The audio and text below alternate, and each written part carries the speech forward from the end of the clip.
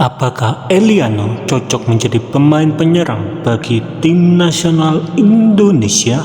Potong saja oleh saudara Yana. Bagus sekali Mang No asupkan. Anjay.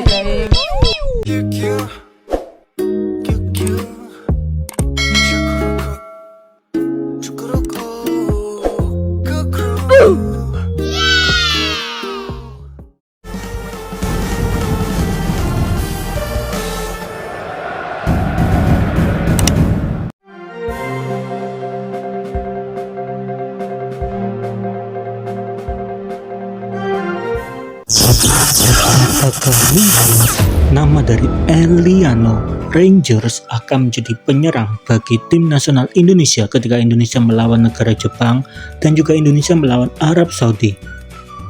Dimana memang tidak bisa dipungkiri, hanya hitungan hari lagi, tepatnya pada bulan November di tahun 2024, Indonesia akan melawan negara Jepang dan juga Indonesia akan melawan negara Arab Saudi, di mana ke-27 pemain sudah dipanggil, tapi pemain inti ada yang tidak dipanggil ya teman-teman.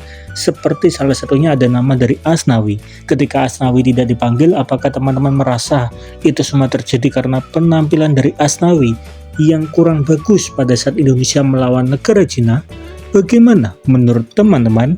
Mungkinkah itu menjadi salah satu alasan kenapa Asnawi tidak dipanggil? Dan ternyata nama dari Asnawi, Hernando Ari, dan juga Malik Rizaldi diketahui mereka sedang cedera ya teman-teman, sehingga ketika Indonesia melawan negara Jepang dan Indonesia melawan negara Arab Saudi di bulan November, mereka tidak bisa hadir. Walaupun mereka bukan pemain inti ataupun pemain utama, tetapi mereka tetaplah para pemain Indonesia yang tetap berkontribusi ketika Indonesia sampai di babak ronde ketiga Piala Dunia 2026. Menariknya di satu sisi, kalau kita melihat nama dari 27 pemain Indonesia yang dipanggil, di sini menariknya ada nama dari Eliano yang ditempatkan menjadi pemain depan ya teman-teman, menurut postingan dari Erick Thohir.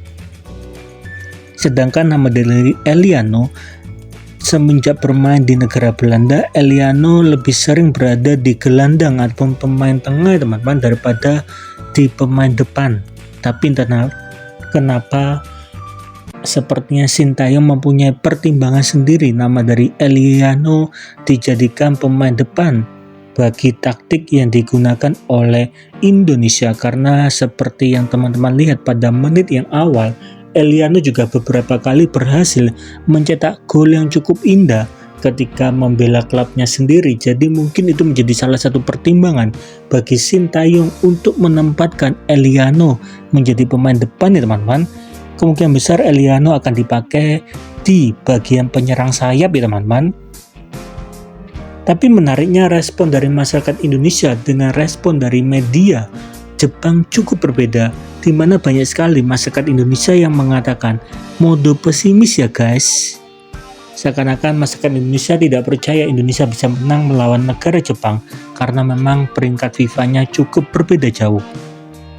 Tapi kalau kita berbicara mengenai negara Jepang, beberapa media di negara Jepang mengatakan dengan berkata, jadi berhati-hatilah menghadapi timnas Indonesia yang terkuat yang pernah mereka miliki.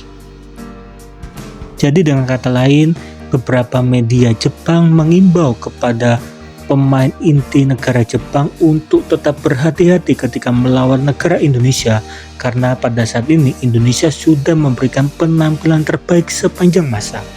Jadi apakah mungkin Indonesia akan menjadi kambing hitam? Bagaimana menurut teman-teman? Coba dong tolong tulis di kolom komentar.